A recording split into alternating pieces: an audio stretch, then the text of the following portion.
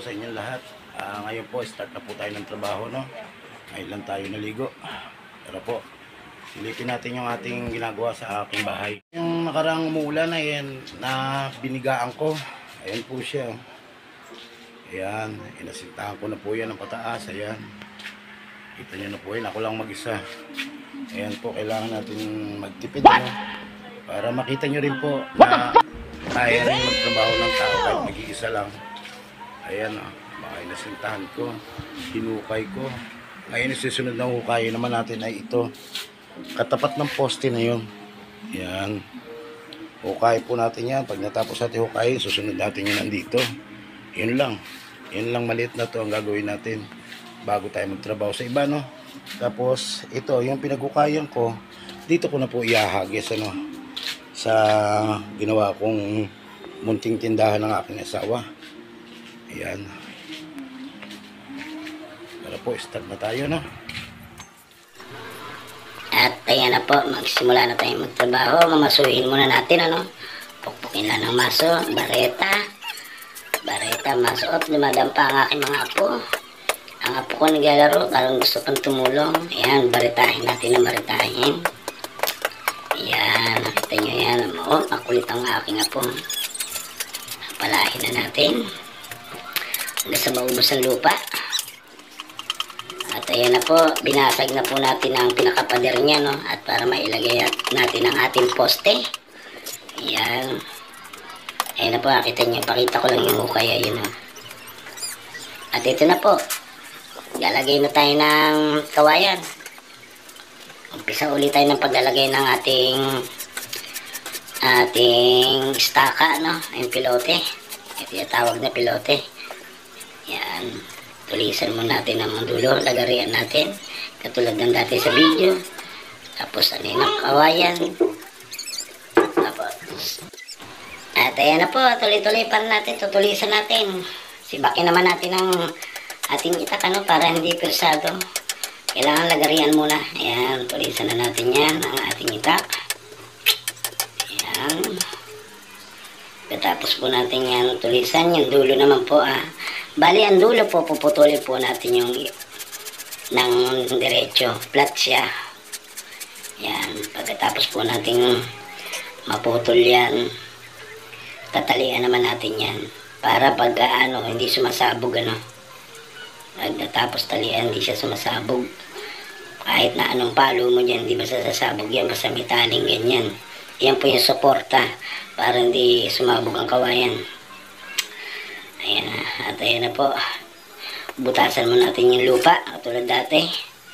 Tsaka natin ibabaw ng kawayan. Huwag nyo muna pukpukin, ano. Bali, ilubog nyo muna ng ilubog ng mano-mano.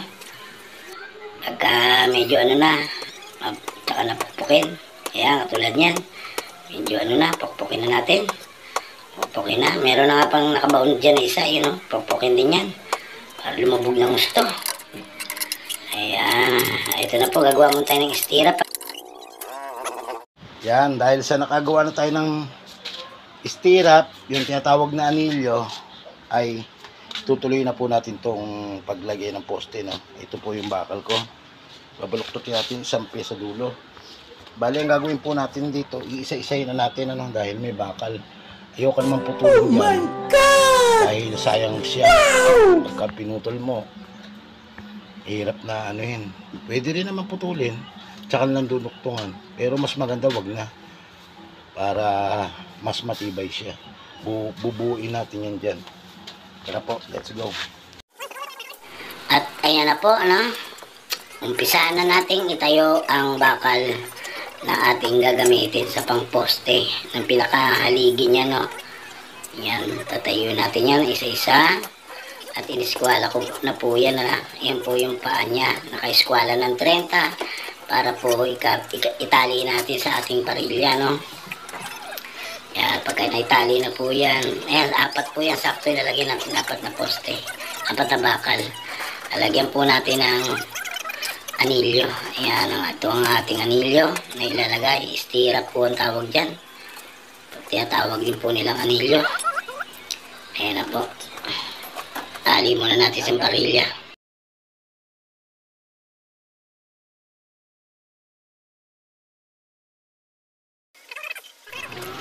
Ayan, kain muna tayo, no? Ayan ang aking asawa na panay lakad, takot tumarap sa camera. Ayan po yung aking bunsong anak na lagi nakahiga. Ayan, yung nakakulay pulang damit. Medyo ilipat kaya natin yung camera, hindi masyadong makita eh. Yan, sakto-sakto na po yung camera. Yan, kita na kami mag-asawa, no? Ayan. Magugas na ako, tapos na kumain. Tayo na po natin ang ating poste, no? Ayan na po, naghalo na tayo. Ayan, tuloy lang po natin ang paghahalo. Ayan. Tuloy lang po sa paghahalo, no? Tayo maghahalo. Nakapagparada na ako kanina pa.